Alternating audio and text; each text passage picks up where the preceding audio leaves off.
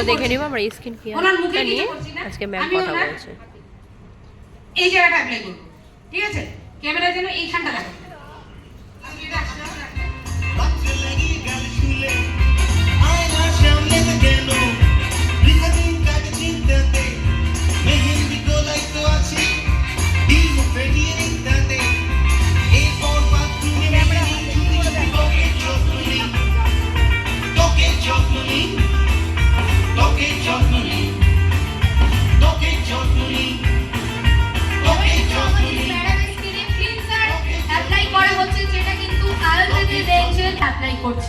এখন আমাদের cleanser apply চলছে, আপনারা খুব ভালো করে দেখুন।